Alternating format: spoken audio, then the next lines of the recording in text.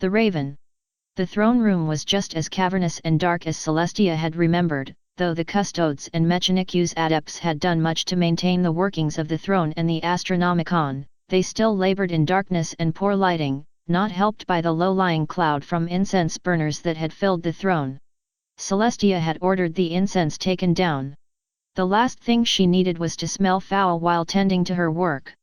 "I have requested your presence that you might bring a new spark of energy to the Mechanicus," Celestia said as she turned towards her guest, the Fabricator General of the Adeptus Mechanicus. "I am honored to be called into your presence," the man said, two mechanical eyes whirring. "But I am uncertain what you mean by new spark of energy."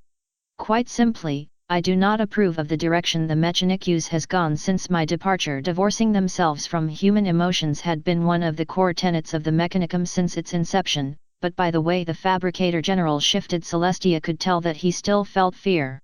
"When the vaults of Terra were opened, all my secrets and research divulged, why then did you remain as you had been for the last 10,000 years? Innovation is room for corruption without," the Fabricator General replied.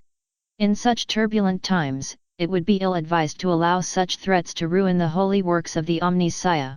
Yes, but stagnation has gripped the Imperium for far too long, and are the creations I have sanctioned worthy of destroying the foes of mankind? Yes, but the Mechanicus does not have many of the facilities to dash. I know, why I have drawn up new schematics for the Forge Worlds, in preparation for the Imperium's revival." Celestia turned away, striding back to a workstation she had built. "I also have present a gift for the Mechanicus, again drawn from notes that you seem to have neglected." This piqued the Fabricator General's interest. Archaeotech at least still held some value to the Mechanicum, even if they appeared reluctant to even try and produce it. Celestia returned to the Fabricator General and handed off the weapon. "It appears to be a standard Godwine bolter," the Fabricator General said, turning the gun over in his hands several times. "Though it feels lighter, somehow. And the magazine is not standard. This was an old prototype I discovered shortly before the invasion of Terra," Celestia said. "Somehow it survived this long, and somehow it was neglected. There were a few components that I was able to replace or remove, so it should be easier to carry for both Astaroth's and Sororitas forces." Celestia beckoned the Fabricator General to follow her. Next to her workspace were several targets, giant slabs of stone that had been cut for this very purpose. "Go on, fire it." There was a pause as the Fabricator General raised the weapon, lining up the first of the stone pillars in the bolter's sights. The Fabricator General pulled the trigger of the weapon, the roar of the bolter filling the throne room as mass reactive rounds shattered the stone ahead. The Fabricator General released the trigger, inspecting the target ahead for a moment before turning back to Celestia. "Rate of fire has increased substantially," he said. "Though the added recoil might make it more difficult for mobile units to use. As I said, this is merely a prototype." Celestia gave the Fabricator General a smile. "I will be giving you my notes and schematics for your return to Mars.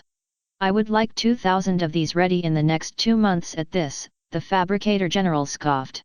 "With all due respect, Empress, but even the forges of Mars would take more than 2 months to adjust to produce fully operational models of these weapons, much less produce 2,000 of them.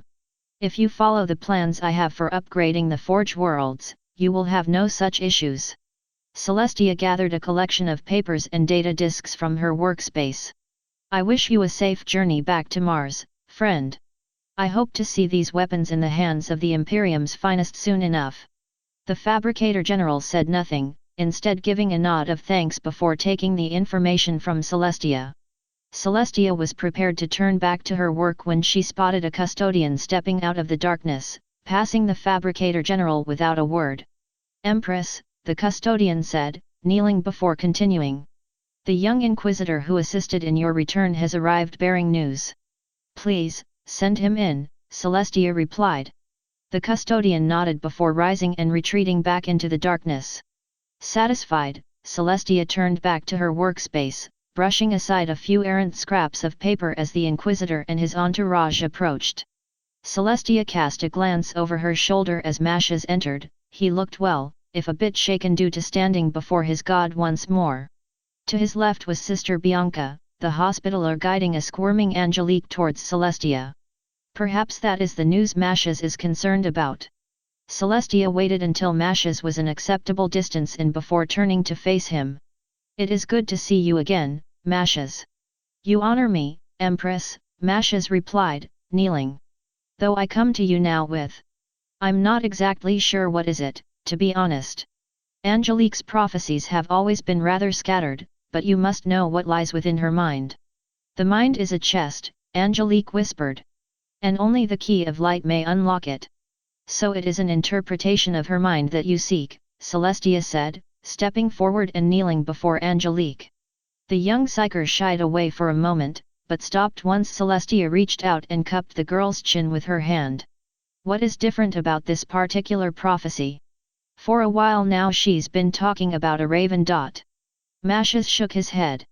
I believe it has something to do with your return, but every time I ask for an explanation she just rambles on. He sees, but does not see, Angelique said. Celestia furrowed her brow slightly as she reached out with her powers, a small part of her soul brushing against the mind of the psyker. Anything more, and the poor girl would probably die. Tell me, Angelique, she said. What do you see? There was a pause, Angelique staring at Celestia like a child would watch their parent. She remained silent for several moments before speaking. I see, she said. I see a world scoured of life yet still breathing.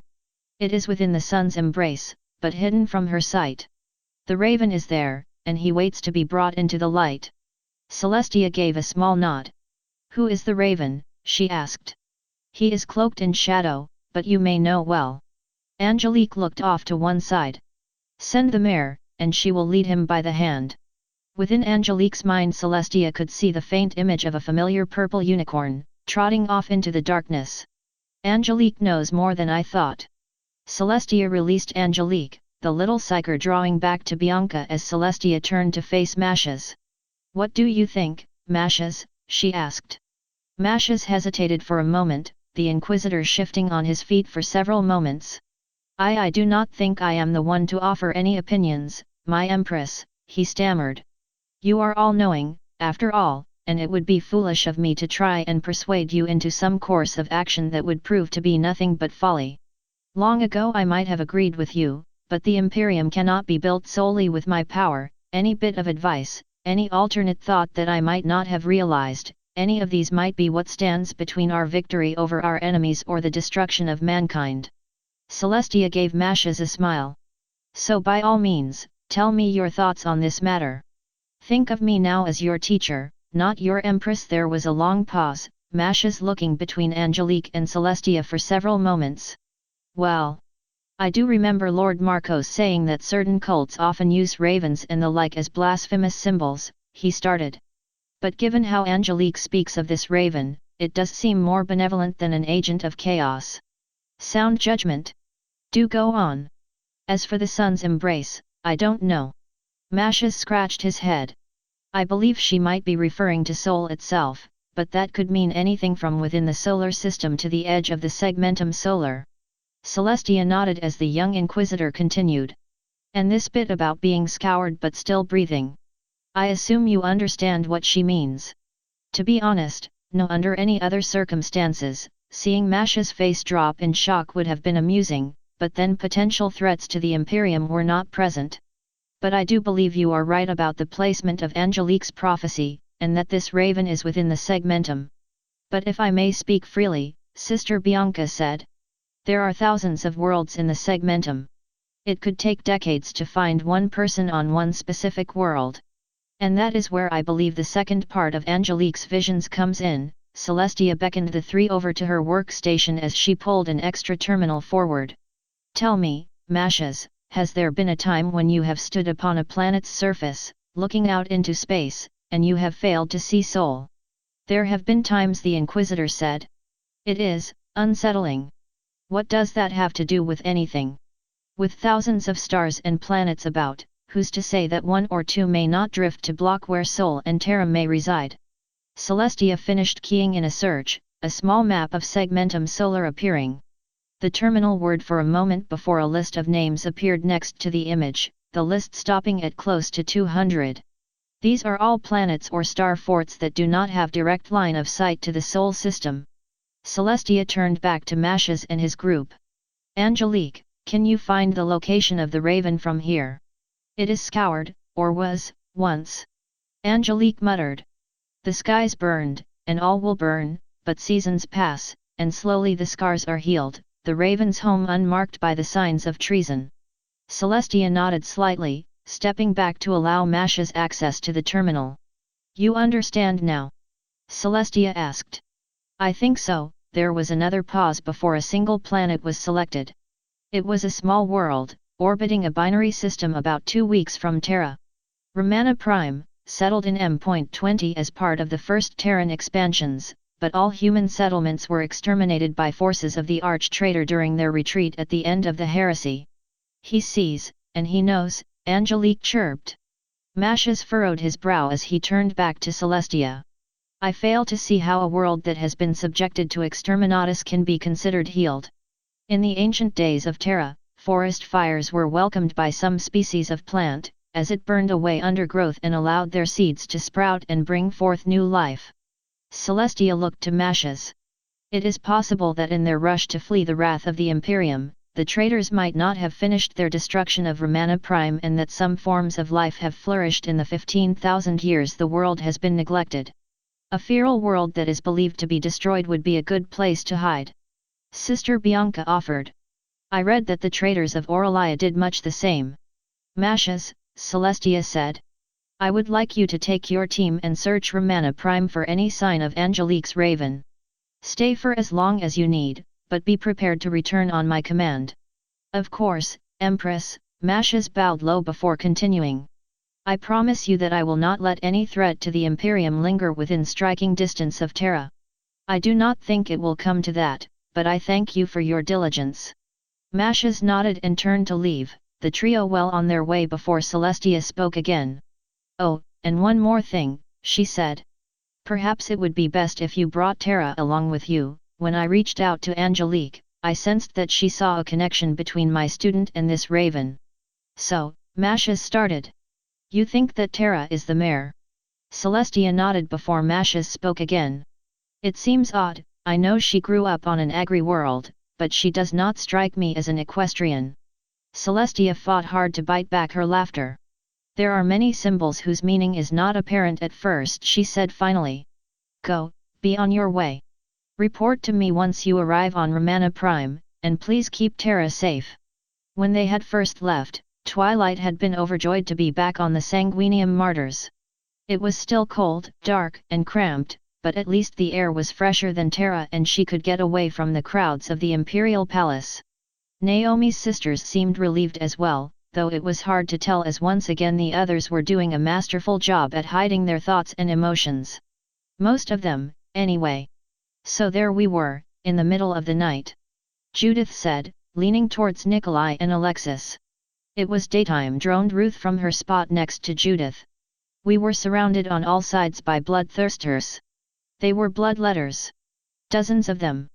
Judith jumped to her feet, the two Valhallans pulling back out of surprise more than anything. Only 8. With the utmost calm, I took up Drago's sword, charged towards the daemons with the Emperor at my side and, Judith slammed her hands on the table. With one stroke for each, I smote the bloodthirsters and saved the shrine world, and the Emperor's light never left me after that. She's been having this same dream since we were children. Ruth said as Judith sat down. She thinks that it's a sign of greatness instead of some bizarre fantasy. Our most honored saints had many dreams of greatness before their ascendancy. Judith offered. They did not dream that the Grey Knights offered up one of their relics to a random battle sister to do their work for them. Ruth countered. I thought it was a good dream. Alexis said. I'm sure we all dream of destroying all the foes of the Imperium on our own, he smiled. I've had a few myself, actually. Most of which could be considered heretical at certain points. Nikolai muttered, causing Alexis to pale. Hey, this has nothing to do with that governor's mistress, the Valhallan cried, drawing the attention of all the sisters in the room save Naomi. Your Inquisitor brings with him some interesting henchmen, the Sister Superior said to Twilight. I guess, Twilight shrugged. But he's not my inquisitor, I don't really command Mashes to do anything, and he hasn't asked me to dash. Most likely because he is unaware that he must do anything of the sort. Naomi replied. Your word must be second only to the Empress, yet you still are spoken to as if you were a common guardsman. I have no disrespect for the guard, but you deserve better recognition. I don't mind, though. Twilight gave Naomi a smile. I didn't come here to be worshipped, just to help everyone as best I can. It was impossible to see Naomi's exact expression behind her helmet, but Twilight had spent enough time around the sisters to tell when she was in a harsh mood and when she was not. Fortunately, this was not one of those times. I trust you know what you are doing, Lady Tara. By your leave, I need to make sure our supplies are ready. Oh, okay. Twilight gave a short nod as Naomi departed. There was a pause after the Sister Superior left the room before Veronica laid a hand on Twilight's shoulder. Do not worry about Naomi, Tara, Veronica said. Remember what we have been teaching you. I know that you revere those that have seen the Empress directly, Twilight said, turning to face Veronica. But I'm still Tara, I don't need any special treatment from anybody. But that does not change the fact that you are the student of the Empress. Veronica pointed out. Some might not know you well, and would not know what to say to avoid offending you or the Empress. It would be troubling for most. Twilight shivered. Even the sisters seemed paranoid about the slightest chance at angering their ruler. How can anyone live in constant fear of those who only want to help them? She had little time to say more before Mashes stepped into the mess hall, Angelique and Sister Bianca following him. Listen up, he said, loud enough to catch the others' attention.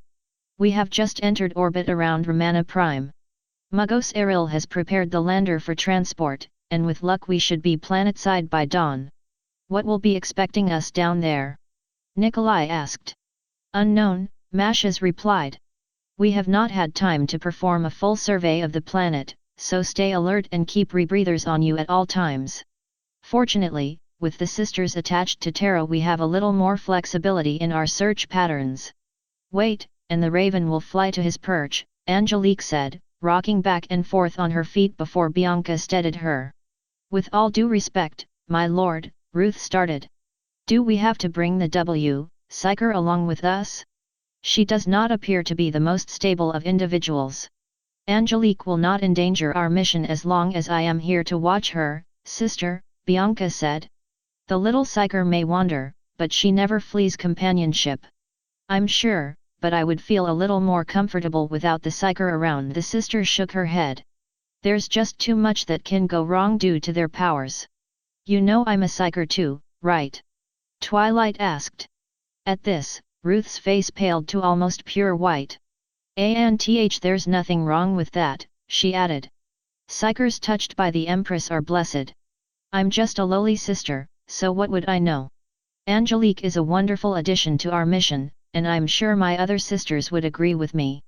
Rebecca, Judith, and Veronica gave quick nods as Ruth buried her face in her arms. Guess I'm not going to be smote alone, Alexis mused. There was a pause before Mashes continued to speak. Anyway, we will be sticking close to what I believe are the ruins of the old settlements. If this raven fellow is benevolent, then there's a possibility that he or she will be drawn towards our search parties and would be willing to return with us. And if they aren't? Rebecca asked. My team, you sisters, and Tara should be enough to hold them off long enough for us to make our escape. If reinforcements are necessary, I still have a direct line to Tara. Mashes turned to leave, Alexis and Nikolai rising to follow him. The lander should be ready by the time you reach the hangar. We will be waiting for you. Twilight gave a small nod as Mashes and his entourage disappeared. There was a lengthy pause as Twilight looked to the other sisters, Ruth finally deciding to pull her head from her arms. Well, I suppose we should start heading out, Twilight said. I'm sure Sister Naomi will want you all ready as soon as possible. Of course, Rebecca replied before turning towards Ruth. Ruth? Have you come to terms with Lady Tara's abilities? Yes, the sister replied. I'm sorry for my restrictive knowledge. Most psychers that I have encountered during my life have been actively trying to kill me at some point or another. It is enough to make one wary of contact with another. Well, we've gotten along well enough, Twilight offered the sister a smile. I think that's got to count for something, right? And she's not actively trying to kill you, so you can take heart in that. Sister Judith said, earning a glare from Veronica and Rebecca. Of course. Ruth rose to her feet, dusting of her armor before continuing. We'd best not keep the Inquisitor and Sister Naomi waiting. Right. Twilight nodded, starting towards the door as the four sisters formed up alongside her. They walked in silence, accompanied only by the sound of their boots against the metal floor, and would have continued in silence had Judith not spoken up. So, what has the Empress taught you? She asked. Taught me? Twilight replied. About being a psyker and all. The only psykers we've seen are dead ones, and none of them were ever trained by the god Empress. So, Judith leaned in a bit closer. Can you blow up daemons with your mind? Or cleanse rot and corruption with a word? Judith, you know better than to inquire into such powers. Rebecca said. But she was trained by the Empress, Judith countered. It's not heresy if it is based in holy understanding. Rebecca merely shrugged as Judith turned her attention back to Tara. So, what can you do? Nothing like you described, Twilight said. I can make shields. Oh, Judith's eyes widened. I think I saw a librarian do that once. I think. It's kind of fuzzy. We've never fought alongside the Asteroutes before, Judith. Veronica said. You must be remembering things differently. I'm pretty sure we did at some point. Judith started before Ruth cut her off. Shields, she asked. Twilight gave a small nod as the sister looked away. I suppose there is nothing wrong with shields. I'll need to speak to Sister Naomi about it, though, she might not appreciate you performing acts of witchcraft in a combat situation. It's not witchcraft if it's holy. Judith said. The others ignored her as they turned down the hall towards the hangar, though Twilight could sense that they were coming to terms with the sisters' claims. I can always ask Celestia if she could give them an audience and talk about magic, she thought. It's better than living in ignorance all the time. The walk to the hangar was a familiar one, Twilight no longer daunted by the massive room as she and the sisters stepped in. Naomi was there, speaking with Mashes while the Inquisitor's henchmen assisted Muggos Eril with final preparations. Twilight gave a small shiver as she cast her gaze over the tech priest. While artificial limbs were not unheard of in Equestria, no one she knew had willingly amputated the lower half of their body for mechanical spider legs and replaced part of their spine with what she hoped was just an extra pair of arms. The red robes that covered Muggos Eril's body did not help matters, as they shrouded most of his non-mechanical parts to make it harder to decide where the machine ended and the man began. I think we're ready, Twilight said, catching Naomi and Masha's attention. Good. Naomi said, looking to the other sisters. Check your weapons before we depart. The sisters nodded and moved as one towards the stack of supplies while Naomi turned her attention to Twilight. Are you sure you are capable of assisting us on this mission? Of course, Twilight nodded. I've had to find other people before, I think I'm more than capable of helping you find one more. We'll see. Mashes replied. If Angelique's prophecies hold true, your presence might be more than enough to draw the raven out. If not, it could be here for months before we find anything. But we can always call for more help, right? Twilight offered. True, but I think the Imperium needs its resources elsewhere at the moment. Twilight chewed her lip. The Inquisitor was right, again, this was not Equestria, where lost ponies had the assurance that a large search party would be looking for them. The Imperium had its own concerns, and what were theirs compared to the plight of a whole galaxy? Idealist Twilight would have to wait for some other time to shine. Now was a time for realistic goals. Where's Frederick? Twilight was jolted from her thoughts by Judith's cry. The sister had rifled through the various supplies they had gathered, panic taking over her. He's not supposed to leave me like this. Judith, Naomi brought her hand to her forehead. What have I told you about naming your weapons? I spoke with a tech priest, he said it would not be heretical as long as the machine spirit had no objections, and it didn't. Judith spun around. I can't find him. We need Frederick, or else we'll be ambushed and overrun. Twilight started. Is there something I should know? It's a silly thing, really. Naomi replied before turning her full attention to Judith. Have you actually considered opening one of the storage boxes? Why? We don't store bolters away like foodstuffs. A heavy flamer is much different than a bolter, Judith, Rebecca offered. Maybe you should check, just to set your mind at ease. Judith paused for a moment, then nodded before moving towards a larger box. Twilight watched as the sister knelt and opened the box, her face instantly lightening up as she beheld its contents. There you are, she said, hefting a truly massive weapon out of the box. The thing was almost as big as Judith herself, painted red save for a white skull and crossbones on the side. Unlike the bolt weapons, which ended in a little stub of a barrel, the heavy flamer extended further into a pair of holy tubes, to vent heat. Twilight guessed. Judith examined the weapon for a moment before pulling it to her chest. Oh, don't worry, Mama's got you now, and she's not going to let go anytime soon. A holy weapon older than she is, and she treats it like a child. Naomi muttered. I swear, the Empress must have a good sense of humor to keep testing me like this. This isn't going to be a problem, is it? Mashes asked. The last thing I want is for accusations of heresy to start welling up. Judith is eccentric, but she's a good soldier. Naomi replied. Keep her in my sights, and I'll keep her under control. You don't always have to treat her like a weapon, you know. Twilight said, both the sister superior and the inquisitor looking to her. Just let her be Judith now and again, and she'll be more than happy to help you when the time comes.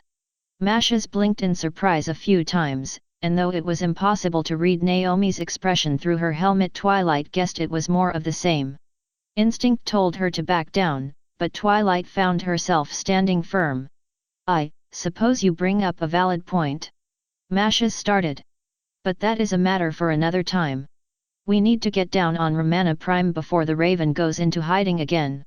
Sister Naomi gave a short nod and moved to her fellows, calling out orders while Mashes turned back to his companions. That would leave Twilight alone, but for now she was content to just observe her fellows. Maybe this way, she could find a way for them to break out of soldier mode, even if only for a brief moment. The airlock hissed as Mashes and the others got their first clear look at Romana Prime. It was surprisingly sparse, with a light scattering of thin pines across the landscape. It lacked the heavy noise from more vegetated worlds he had set foot on, but as many of them were death worlds in one way or another, he was happy for the silence, for now. As the ramp lowered, the Sororitas rushed forward, forming a perimeter around the lander while Mashes, Tara, and the others formed up. Judith and Naomi took center, the pilot lights to their flame weapons flickering as they stepped forward, while the other three fanned out to sweep the brush with their bolt guns. There was a long pause before Naomi lowered her weapon. All clear. Angelique. Mashes said, stepping aside so Angelique and Sister Bianca could step forward. The psyker paused for a moment, drumming her fingers against the rebreather that she had been given. She swayed about for a moment before turning back to Mashes, coking her head to one side. The raven makes his nest among these trees, she said. Search for him, for he is both high and low. Well, so much for a clear answer. Alexis said, his voice muffled by his helmet. What now, Lord Mashes? We'll need to split up.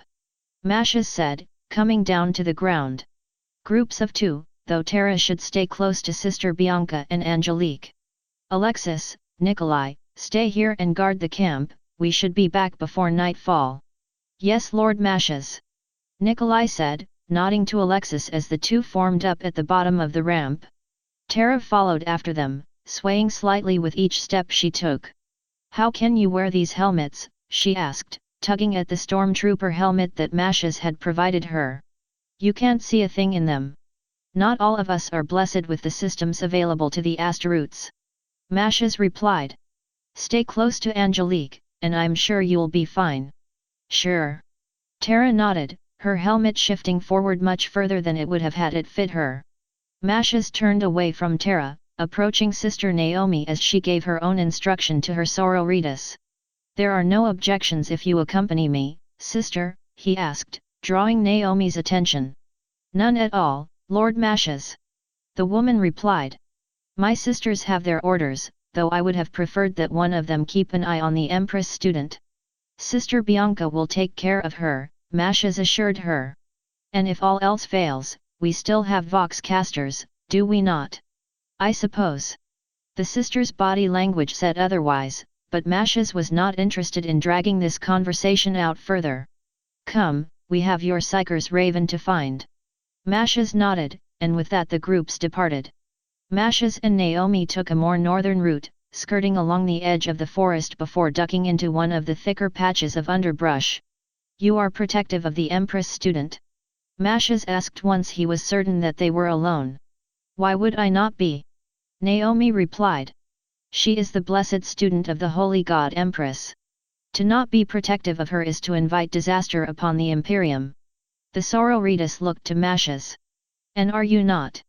Protectiveness can be shown in different ways that acting as a bodyguard, sister. Masha's replied, pushing aside a few errant branches to allow Naomi forward. I apologize if not all of us feel the need to act in that shadows like you inquisitors. Naomi started, her voice surprisingly harsh. I cannot say I care for your kind all that much. And yet you listened to Marcos when he asked for your presence. I was ordered by my superiors to assist an inquisitor in his mission, nothing more. Naomi pressed on. I serve the Imperium, my order, and my Empress. To serve any other would be a most grievous treason. You say that you see no need to act in the shadows, Masha's started. But answer me this, why do you feel the need to hide behind your helmet? Naomi froze, the grip around her combi flamer's handle tightening. You know not of what you speak, Inquisitor, the Sororitas growled.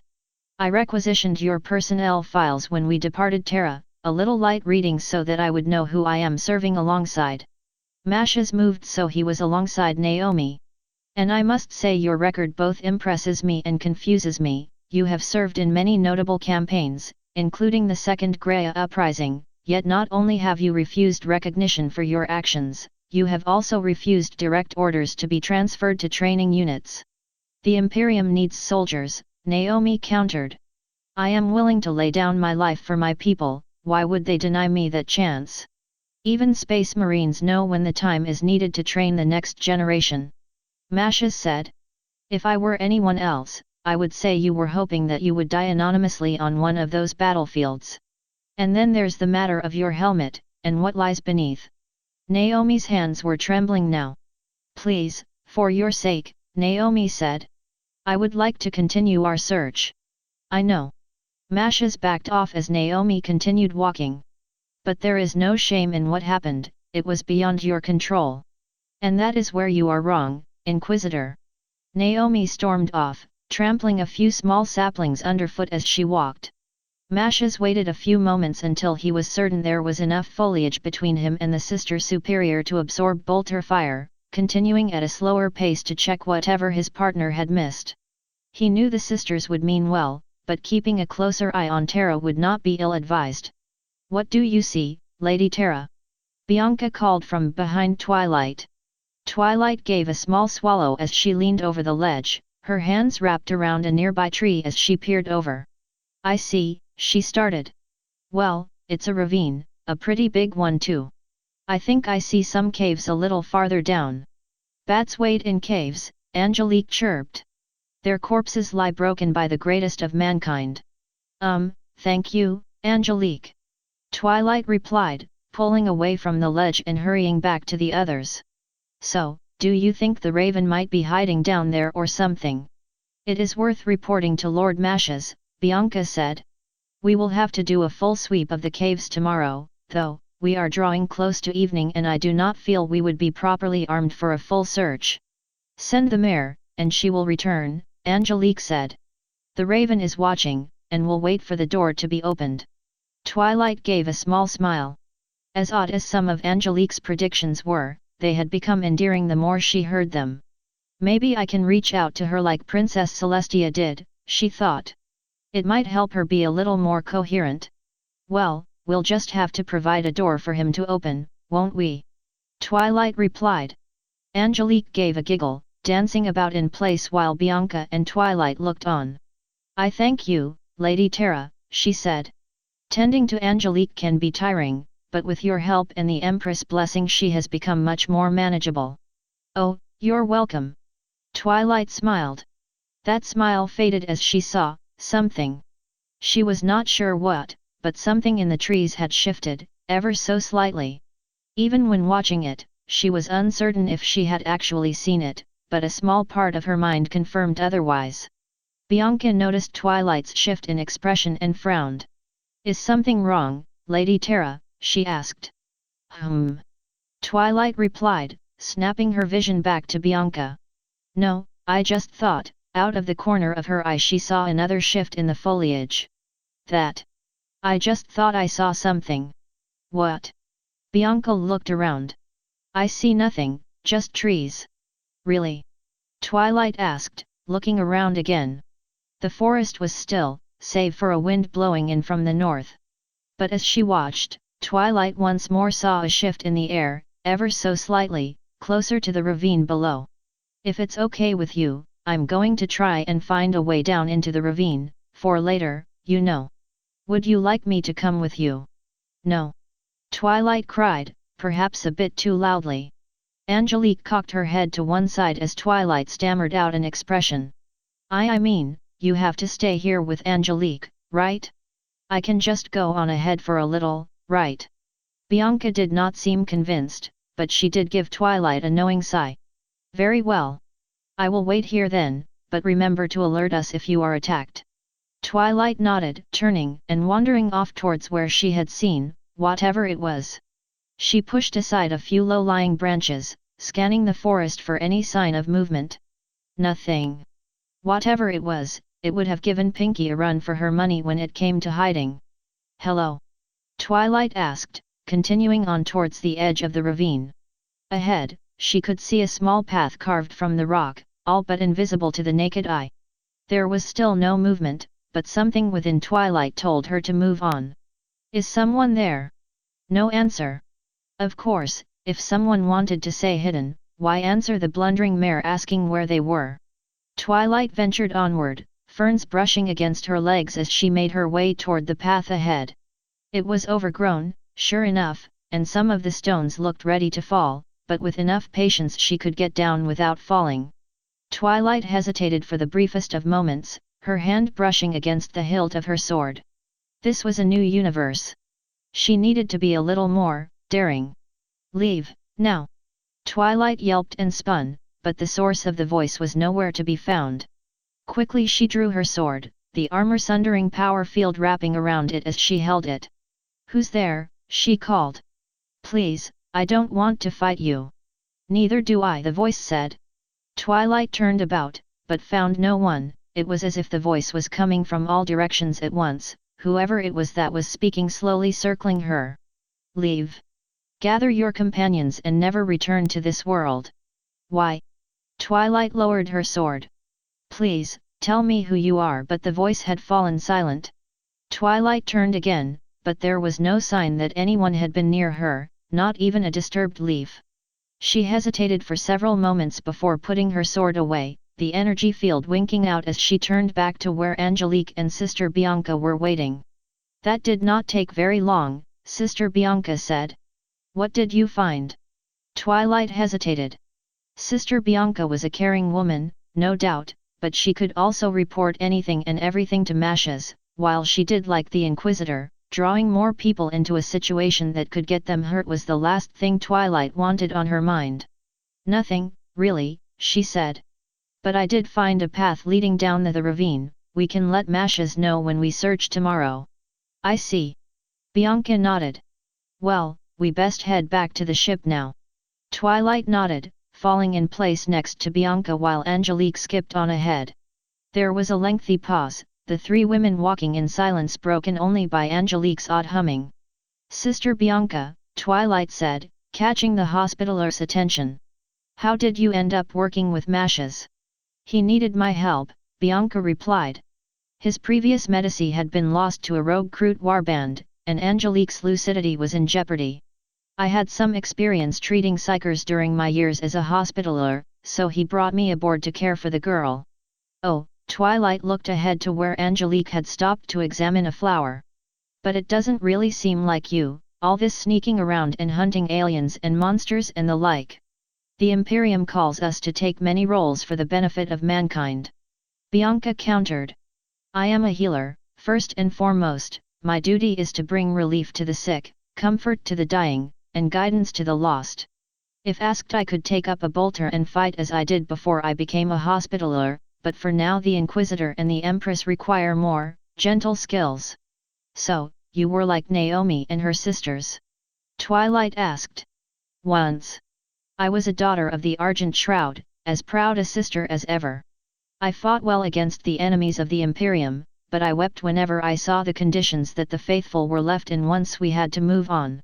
So, when I was barely older than you, I approached my canoness and took up the vows of a hospitaller. Sister Bianca closed her eyes. 62 years of service, so many broken and lost, and I do not regret it in the slightest. You're 84. Twilight cried, immediately backpedaling once she realized what she had done. I didn't mean to sound disrespectful, but I just thought, well, you don't seem old. Bianca finished for her. Twilight gave a sheepish nod before the sister chuckled. I suppose it is different where you come from. In most of the Imperium, those my age still have quite a while before they can be considered old. The rejuvenation procedures the Inquisition provides are an added bonus, I suppose. Twilight gave another nod as Bianca continued. But I take it this line of questions is not centered around my age, is it? Well, not really. Twilight started. Has there ever been a time where you've wanted to help someone, but they refused your help? Or Mashes told you not to? There was a lengthy pause, Bianca looking ahead at Angelique. The young psyker had resumed her walk, a small bouquet of flowers in her hand. Yes, there has, she said, her voice soft. Those memories haunt me from time to time, but my faith is enough to keep me from dwelling on them. Bianca looked to Twilight. It may be the same for you. When faced with the impossible choices in life, faith may be the only light to guide you. Twilight fell silent, looking on ahead to keep an eye on Angelique. Whoever had spoken to her might have been Angelique's raven, but what good would it do anyone if they could not help whoever it was? Maybe now, Twilight needed faith more than anything. Lady Tara is hiding something. Mashes looked over to where Sister Bianca was standing. The teams had ventured down into the ravine the Hospitaller and Tara had discovered, Naomi's sisters forming up with the student before venturing in while Mashes, Bianca and Angelique covered the entrances. I figured as much. Mashes said. What is she hiding? I am uncertain as to that. Bianca replied. But when we discovered the ravine, she asked for a moment to scout ahead alone to discover a way down the ravine. From the nervous way she carried herself, and from the questions she asked me on our way back, I felt that there was more than just the ravine on her mind. You think she found something that might relate to Angelique's raven? The mare walks in the night, Angelique sang. Only then will the raven be let in from the cold. That is my only thought. Bianca frowned. But I do not understand why she would withhold this information. We are all working towards the same goal, are we not? Yes, but there is always a possibility that she does not fully trust us yet. Mashes looked back down into the ravine. I figured as much when she and the Empress first arrived. Really? I haven't brought it up because it is not but frivolous conjecture at this point, but the point remains that young Tara has not been completely honest about her identity. She was born and raised on a small agri-world, if I remember correctly, Bianca said. She lived as a codicil for several years before being called into the Empress service. And yet when she is alone with the Empress, the two speak a dialect unknown to most scholars in the Imperium. Mashes turned towards Bianca.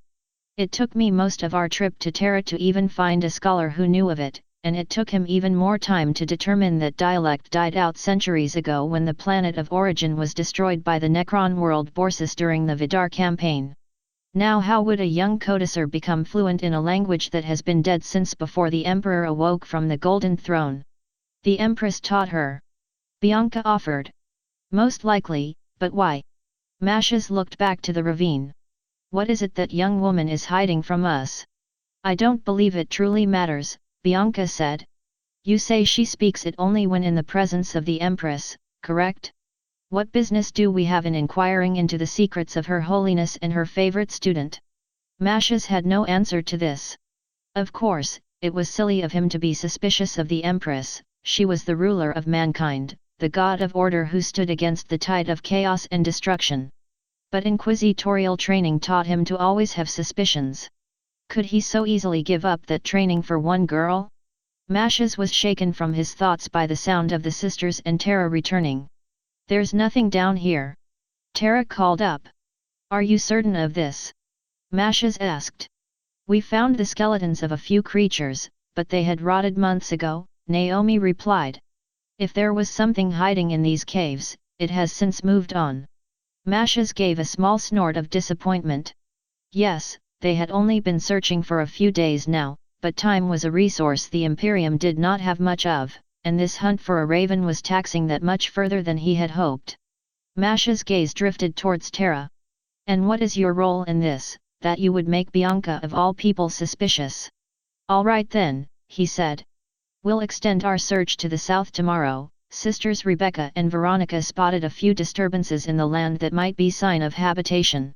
"For now, return to your usual search patterns, and alert me to any chances." The sisters and Tara nodded, falling into single file as they made their way up the path back to Mashes and Bianca. As they waited for the search party to return, Mashes turned back to Bianca. "I think it would be best if we keep these concerns to ourselves for now," he said. "If any other problems arise, we may always speak to the Empress about our concerns." "Of course, Lord Mashes."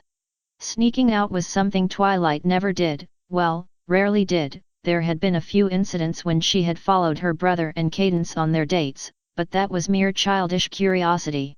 This, now, was something far greater. She had foregone her armor, taking only her sword and helmet. She had considered taking some food if she stayed out longer than anticipated, but the presence of sisters Veronica and Bianca sharing a cup of tea in the galley had ended that thought quickly. Once she was certain she had everything she needed, she slipped through the airlock and out into the night of Romana Prime. "Stupid helmet," she muttered as she reached the edge of the forest. "Why can't I just get rid of the thing?" A crazy idea entered her head, all logic flowing away to nothingness. Taking a deep breath, Twilight unfastened her helmet and pulled it from her head, exhaling only when she could hold her breath no longer. Nothing happened. She did not start choking, she did not feel lightheaded, and she was not dead. The air was perhaps the freshest she had breathed since she left Ponyville all those days ago. "Guess I can tell Mashes when he comes looking for me." Twilight set her helmet down on the ground and continued on, taking the path she, Bianca, and Angelique had taken on their first day of searching. With no man-made lights and little cloud cover, the sky above was filled with a multitude of stars. Twilight stopped briefly, looking up to the sky and tracing whatever lines between the stars she could see. She turned, searching for the yellow dot that would signify Tara's sun, but frowned as she failed to locate it. "There must be something in the way. I can always look for it later." Twilight continued on, using as much of the starlight to illuminate her path. The shadows of the forest prevailed, though, and Twilight stopped herself before she became too lost. Silently she raised her hand, a small purple and white flame forming in her palm and illuminating the area around her. "Interesting trick," the voice from earlier said. Twilight turned again, but once more did not see the source. "If you show yourself, I might tell you where I learned it," she replied. "Please. I only want to talk." There was a lengthy pause, the voice having fallen silent once more. Then the air before Twilight shimmered, and she got her first look at her mysterious companion. He was a giant by anyone's standards, close to twice as tall as Twilight. His skin was pale, his hair dark and tangled from neglect. He wore only a tattered black robe around his waist, and his chest was crisscrossed with a multitude of scars. His eyes were dark and impossibly deep, Twilight shying away from staring at them for too long. "I have already done too much for you," the giant said. "Leave now." "Why?" Twilight asked. "Why are you so insistent that I leave, yet you still follow me whenever I or my friends venture out?" The man had no answer, instead fixing Twilight with an unblinking stare. "We're searching for someone here, is that you?" There was another pause, the man barely moving as he watched Twilight. "It is not safe here," he said finally. "Follow me." With that the man brushed past Twilight, who quickened her pace in order to keep up with him. For his size he was incredibly nimble, ducking through branches and trees without even disturbing a twig, and even with his skin so pale Twilight almost lost him in the night several times. Given how secretive the man was being, he probably would not have mind. Once again Twilight found herself heading back down the ravine, the giant having slipped into the nearest cave. The flame in her hand flickered slightly as she entered the cave, pausing only to adjust her eyes and keep track of the man as he went further in. Ahead, Twilight could see a faint glow from what she guessed was a fire, and as she drew close she snuffed the psychic flames in her hand once they were no longer needed. The man had set up a campfire in the center of one of the larger openings in the cave. He had his back to her, as if he were trying to ignore her, and on the opposite side of the camp rested a pile of black and silver armor, adorned by white engravings of ravens and raven wings. "So, this is Angelique's raven. I don't know who you are," he said as Twilight moved around to find a seat. "And I would rather you do not remain. But you're all alone out here," Twilight said, finding a suitably sized rock to sit on. "It's not good for anyone to be alone like this." "You are naive to think so, girl," the man replied, turning his head to gaze into the fire. There was a pause before Twilight spoke again. "My name is Tara," she said. "What's yours?" The man looked up at her, Twilight remaining resolute even if his gaze reeked of disdain. "My name matters not," he said, looking away once more. "Tell me, though, why you seem so resolute in speaking with me, and why you refuse to leave." "I could ask the same thing as to why you're so adamant in remaining alone," Twilight replied. "But since you asked, I think I'm supposed to find you." The man looked up at Twilight, one eyebrow raised. "I know it sounds crazy, but one of my friends had a vision about someone she called a raven, and that he would come and assist the galaxy in its hour of need, or something. She's not very coherent. From my observations, I can understand. Anyway, I saw your armor is adored with ravens, so maybe this raven she keeps talking about is you." There was a pause. "I know that's a horrible explanation, but you're the only human I've seen on this planet, and that's where she said the raven would be." "Human," the man mused. "Your generalization is endearing, young Tara, but I would not consider myself among those fortunate to have true humanity." Twilight opened her mouth to say something, but the words died before they could truly form. She shuffled in her seat for a moment, watching the man as he continued to try to ignore her. "Why are you here?" she asked. "Who are you hiding from?" "I do not have to answer that question," the man said, pulling himself up straighter to peer at Twilight over the flames. "I know, but it's something to talk about, and it's only fair since I already told you why I'm here." Twilight furrowed her brow. "I know your armor is power armor, like the space marines everyone keeps telling me about. Where are you one of them?" There was a pause before the man looked back to the fire. "I was far greater than any of the Asteroids now living," he said. "I was their commander, a general in dark times when humanity's fate hung in the balance. I commanded legions of soldiers, struck terror in the hearts of the most resolute Xenos, and was praised as a savior by many of mankind." The man chuckled. "What a fool I was, thinking that I could take on the task my father had spoken of. Maybe it was desperation, but I destroyed which I fought for, and what kind of man can serve with a clear conscience while the consequences of his actions lay revealed for all to see?" Twilight watched the man as he spoke. He still seemed stern with every word he said, but his eyes had softened, harsh judgment slipping away to reveal eyes of despair.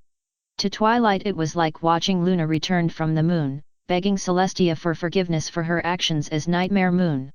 Whatever it was that this man had done, it weighed on him greater than anything she could have imagined. "So tell me, girl," the man said. "If you think I must travel with you, what is it that would convince me to listen to you?"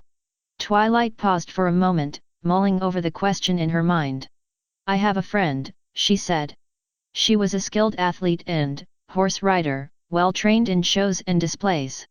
Once, she went to a major competition but did not return immediately, and my other friends and I searched for her out of concern.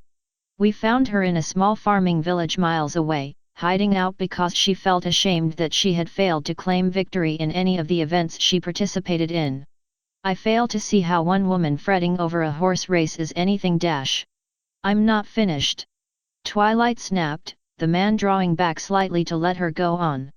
Though she was adamant in hiding for the rest of her life, we begged her to return because while it was sad that she had failed to win, it would have been far more devastating had she disappeared from our lives. Now tell me, your followers and those who looked up to you, would they not be in great despair at the idea that their champion is hiding out here and refuses to return because of one failure? There was another pause, the man regarding her for several moments. I assure you that it is far more complex. He started. Then how about this? The Emperor has returned. The man fell silent again, his expression somewhere between surprise and annoyance. Annoyance appeared to win out as he looked back towards the fire.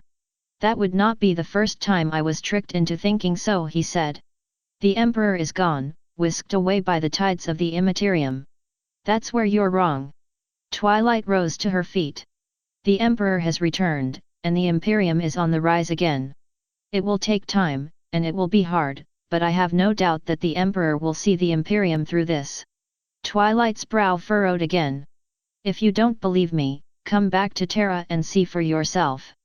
Speak with the Emperor, and maybe you'll get at least some kind of forgiveness for whatever it is that you did. The man said nothing again, staring into the fire once more.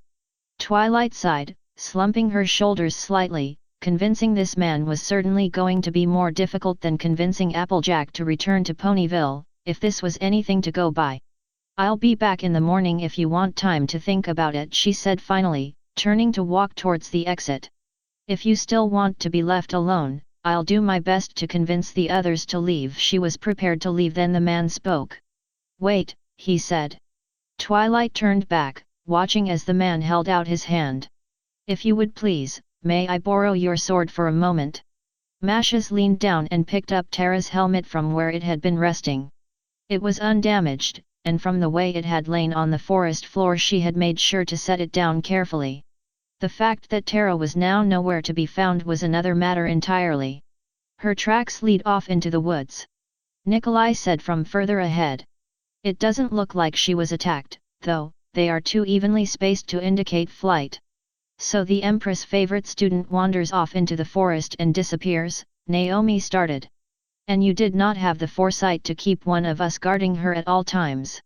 You've known Terra long enough, Mashes shot back. Did you ever think she needed a babysitter in case she decided to wander off? Yes. You're speaking to the wrong people, Lord Mashes, Sister Bianca said. Perhaps she has gone to investigate whatever it was that caught her attention the other day. Perhaps. Mashes looked out into the woods. The entire world was still save for the Valhallans and Battle Sisters combing the forest, with nothing to indicate that Terra or any other larger creature had passed through. But losing the Empress' favored student, especially with her power being questioned by the Astaroths. If she doesn't obliterate my soul when I provide the report, Mashes thought. I might just be the luckiest man since Commissar Kane. We'll head back to that ravine again, he said, snapping out of his thoughts. If Bianca is right, that is where Terra would be heading. Hopefully she stayed there or is on her way back, or tracking her will be even more difficult. Tracking who? Terra's voice said. All present spun around to find Terra pushing through the brush to their right, a small purple fire in her palm. Oh, I guess I might have stayed out too late. I'm not good with this. Lady Terra! Sister Naomi cried. What in the Empress' name convinced you that wandering out into the night was a safe course of action? Not logic, that's for sure. Terra replied. I thought I heard a voice the other day, so I decided to look for it. And, well, I found the raven. Really? Mashes said, pushing away anger and worry for a moment. Where is he? As if to answer Mashes' question, the shadows seemed to bend as a giant of a man dressed in black and silver armor stepped from the darkness. All color drained from Mashes' face, his eyes flickering in surprise and disbelief. That's... Indeed, said Corvus Corax, Primarch of the Raven Guard. Now, young Inquisitor, I would have words with this Empress of yours.